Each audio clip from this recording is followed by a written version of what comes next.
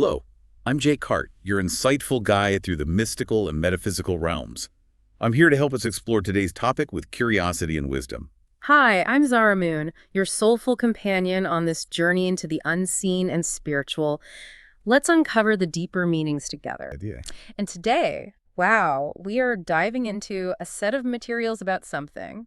Well, something that's definitely got people talking, or maybe not talking enough. We're looking at the asteroid Apophis. Specifically, it's very anticipated and really unprecedented near miss with Earth scheduled for 2029. That's right. And our job today really is to unpack what this event actually means. We'll look at the hard science, the astronomical facts, Right. but also explore the broader implications, some surprising perspectives that these sources you've shared bring up. Yeah, it looks like a really fascinating angle on what a celestial near miss could mean for us down here. Exactly. Both scientifically and maybe societally. Okay, so let's unpack this, the basics first. What exactly is Apophis? Why all the focus? Well, the sources are clear it's an asteroid. And the comparison that they keep making is it's about the size of the Empire State Building. Okay, big, not dinosaur killer big, the sources say that too, but definitely Right. substantial. Right. Not extinction level, but significant. And we have a date, April 13th, 2029. That seems pretty locked in. And the really striking detail, the thing that jumps out, is just how close it's going to get. Yeah, this is kind of mind-blowing. The projections show it passing below the orbit of many of our communication satellites. So between us and the satellites. Exactly. Yep. Literally flying through that space. And that's something that, as far as we know, as far as we've tracked, has never happened quite like this. Okay, that's, yeah, unprecedented is the word. It really is. And the sources also highlight something interesting. Despite how unique this is, scientists, the media, they seem to be downplaying it quite a bit. Downplaying. How so? Making jokes, sort of reassuring everyone nothing to see here. Which leads to a really crucial question these materials raise for you, the listener. Is this just, a responsible effort to keep people calm? Or could it potentially be doing us a disservice by maybe masking the true scale of this event? That's a good question, something to keep in mind. Definitely. And it's not just a one-off flyby, is it? I saw mentions of it coming back. That's right. After this 2029 pass, it's expected to swing back around roughly 7 years later. Okay, so even though the current path shows no direct hit, the sources get into something more subtle, this whole gravitational interaction thing. Precisely. It's not just a dead rock whizzing past. Earth's gravity is huge, and it will affect this massive asteroid. Affect it how? Well, what your sources describe quite vividly are tremors on Apophis itself, like asteroid quakes caused by our gravitational pull. Whoa, our gravity makes it shake. Essentially, yeah. Imagine the force involved. And while scientists acknowledge these tremors, the sources speculate on what's not being widely talked about. The possibility that these tremors could actually cause bits to break off, smaller fragments. Uh-huh. And if that happened, Earth's gravity could potentially snag them, pull them into our field. Now, hopefully, most would just burn up in the atmosphere. Meteors, yeah. Right. But if any fragments were large enough, they wouldn't completely burn up. So it raises this question, maybe a low probability one, but still. What are the real possibilities beyond just the main asteroid's path? The idea of cosmic shrapnel, basically. Yeah. That's sobering. But it's not just about the asteroid, is it? What about the effect on Earth? Absolutely. The sources really dig into this. Something that big, the size of a skyscraper, passing that close, maybe as low as 19,500 miles, not feet. Some sources got that mixed up, but still incredibly close geologically speaking. Right. That gravitational tug could potentially have effects here, seismic effects, maybe even tidal effects on the oceans. Like earthquakes or? Well, the sources specifically worry about a potential tectonic effect, especially in areas that are already geologically active. They mentioned, for example, the Campi Flegrei fields in Italy. The supervolcano caldera. That place is already rumbling, isn't it? Exactly. It's showing uplift, seismic activity.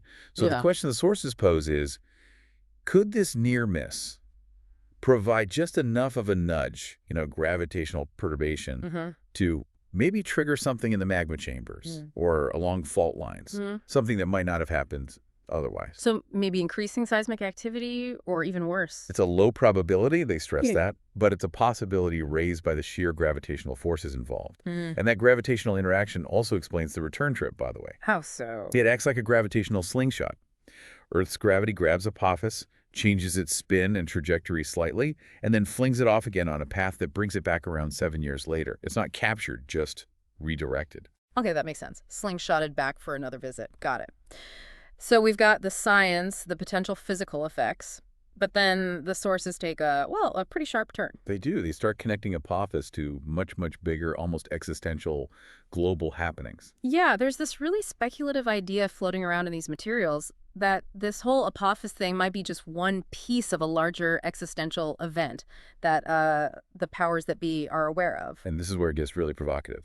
The theory suggests that knowing about something like this, some major impending event, could be the hidden reason behind a lot of the really rapid global changes we're seeing. Like what kind of changes? Things like all the underground construction that seems to be accelerating, often quite secretively, or what the sources call rapid social engineering. Social engineering. Yeah. Large-scale, maybe deliberate shifts in society.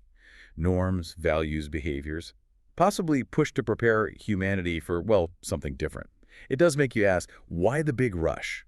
Why so much change so fast? It's definitely a different way to look at things. And the sources mention that 2030 date again, right? Lots of organizations pointing to 2030 for big shifts. They do. The UN, other groups. 2030 keeps popping up as this target year for major social, political changes. So how do these sources connect that timeline back to Apophis, or this bigger speculative event? Well, one particularly out there view, and the sources presented as a personal perspective, is that Earth is being sort of prepared. Prepared for what? For, quote, occupation by a higher intelligence, some kind of advanced consciousness or civilization that apparently doesn't thrive in our current climate or maybe with our current population levels. Wow. Okay, that's quite a leap. It is. But this perspective then tries to weave together various global observations to support it.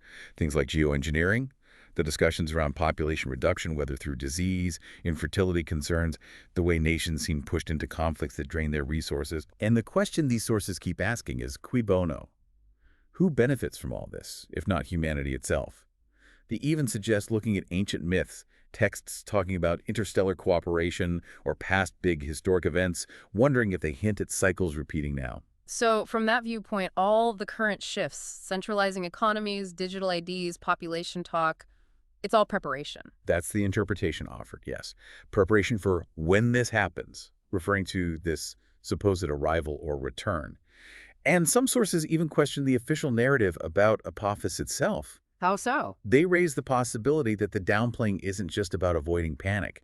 Maybe, they speculate, authorities actually know it's going to hit or have some other plan, and the calm narrative is deliberate deception. Okay, that's entering deep conspiracy territory, but it's in the sources we're looking at. It is. We have to report what's there. Right. So setting aside the really wild speculation for a second, even just the practical side of Apophis passing so close has big implications, doesn't it? Especially with all our technology. Absolutely. Forget the conspiracy theories for a moment. Just the sheer number of satellites we have up there, especially in low Earth orbit. Apophis passing through that zone could cause serious havoc. Like knocking them out? Potentially disrupting them, disabling critical communication systems, intelligence gathering. Widespread outages are a real possibility. It could also mess with the ionosphere. That layer that affects radio waves. Exactly. Affecting things like ham radio, long-distance communication. It really underscores the need for maybe more robust alternative communication systems. And the sources also mention technology we don't know about. Scalar waves. Yeah, that's another intriguing tangent. These largely unconfirmed, maybe hypothetical scalar wave technologies, possibly from the Cold War era, the idea is they could potentially influence physical objects remotely. So like push the asteroid. Hypothetically, yes. Which leads to another fascinating question the sources pose. If such a technology exists and was used to nudge Apophis to make sure it misses by a wider margin, would we, the public, ever even know? Or would they just say, oh, look, our calculations were slightly off. It missed by more. Precisely. It's a real thought experiment about transparency, control, and what capabilities might exist behind the scenes. That question of what we know and what we don't know, it keeps coming up. But the sources also shift towards something more internal, human consciousness. Yes, and this is maybe one of the most empowering threads in the material. The potential for our collective consciousness, our focused intention as a species, to actually influence an event like this. Influence an asteroid. Wow. Imagine, they suggest, a large-scale, scientifically monitored effort. A huge group of people focusing their collective energy, their intention, on altering the asteroid's path or maybe mitigating any negative effects. It sounds out there, but But it raises questions about our own potential, right? The yeah, connection between mind and matter on a massive scale. exactly. It would need rigorous study, of course, Yeah. but it's a powerful thought about what we might be capable of together. It really is. And thinking about Apophis arriving in 2029, placing it alongside all the other big shifts predicted around that 2030 mark. Right. Potential financial system resets, accelerating climate change impacts, the explosion of AI, even talk of major nations fragmenting. It just adds layer upon layer of complexity, doesn't it? It really does. Yeah. It paints a picture of a potentially very turbulent, transformative period. Yeah. And the sources also touch on the feeling that some of our established global institutions might not be up to the challenge. Like the UN. Yeah, they mentioned the UN, citing an anecdote about an observer being powerless during a crisis, sort of highlighting a perceived lack of real teeth or influence when things get truly chaotic. It feeds into the sense that maybe new ways of organizing or acting collectively are needed. So maybe it comes back to that earlier idea. Could something like Apophis or another major crisis actually be the thing that forces us to unite?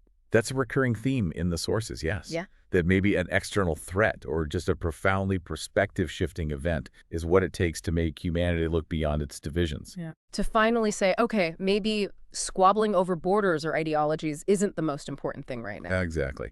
The classic common enemy scenario, but maybe reframed as a common challenge that forces us to wake up, prioritize preserving our planet, ourselves, a catalyst for global unity. It's a powerful thought. Well, this deep dive really highlights that just knowing things isn't enough, right? It's about understanding, connecting the dots, applying the knowledge, Yeah. and looking at multiple perspectives, especially for something like Apophis, with so many potential angles, scientific, societal, even spiritual. It just enriches our understanding. Yeah. It pushes us to think more critically, which feels pretty essential right now. Absolutely. This whole conversation, digging through these sources, it's a reminder that maybe these big disruptions, these challenges to how things are, they're also opportunities. Opportunities to step up. The idea the sources touch on about becoming a new human, maybe with new sensitivities, new abilities to influence our reality, it's a really hopeful note to end on, isn't it? It is. A sense of potential amidst the uncertainty. Well, we really hope this deep dive has sparked your curiosity, given you plenty to think about, lots to chew on after we finish up here. Definitely food for thought. Thank you for joining us on the deep dive. If you enjoyed this exploration, please subscribe and share the channel. We need 1,000 subscribers to continue bringing you these insights. We'll be back soon with another deep dive into the information that matters most to you. Until then, keep digging, keep learning, and keep asking those big questions.